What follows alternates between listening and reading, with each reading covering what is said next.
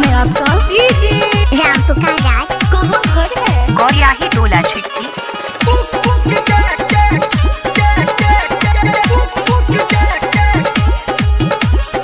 माँ Gayatri recording studio.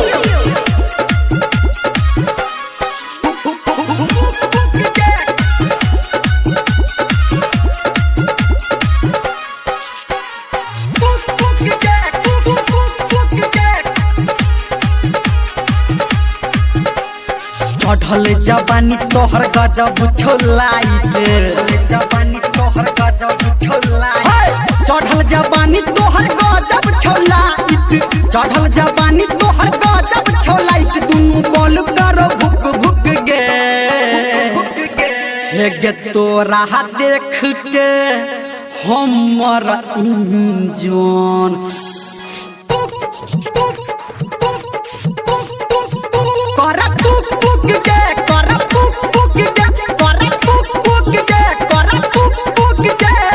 चढ़ल जवानी तोहर गजब छोलाइट, चढ़ल जवानी तोहर गजब छोलाइट, चढ़ल जवानी तोहर गजब छोलाइट, चढ़ल जवानी तोहर गजब छोलाइट, दुनू बोल कर भुक भुक गे हे तोरा देख के हमर इंजन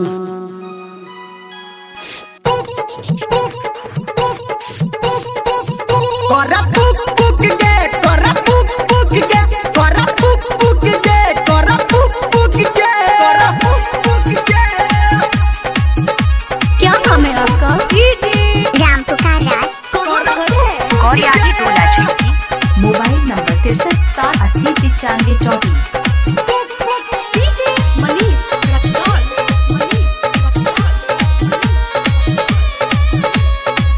अभी आप सुन रहे हैं सावरिया म्यूजिक।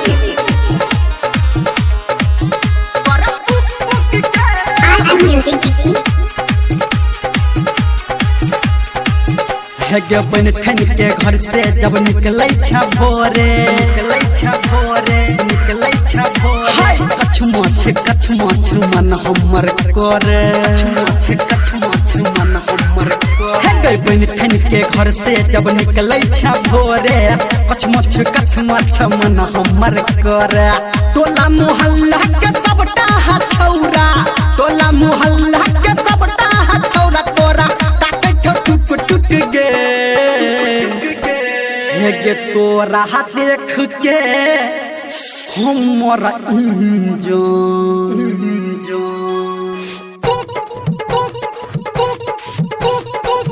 कर पुक पुक गे, कर पुक पुक गे, कर पुक पुक गे, कर पुक पुक गे, कर पुक पुक गे।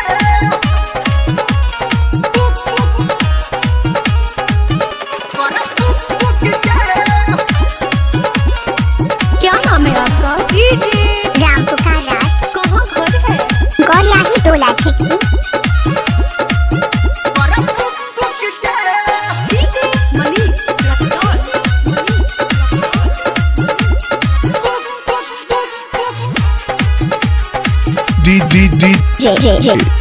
DJ राम पुकार राज।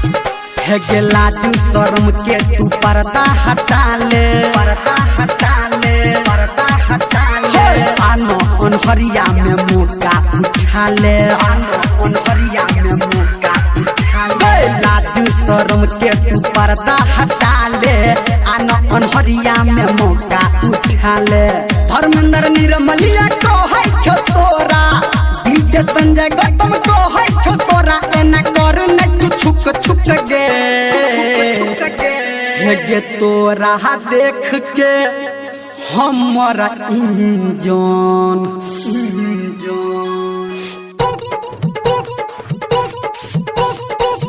कर पुक पुक गे, कर पुक पुक गे, कर पुक पुक गे, कर पुक पुक गे।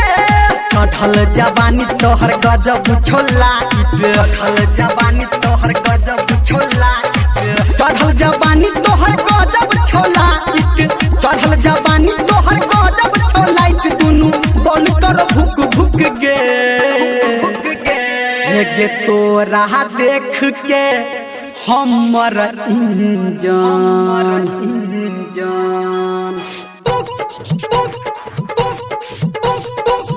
कर पुक पुक के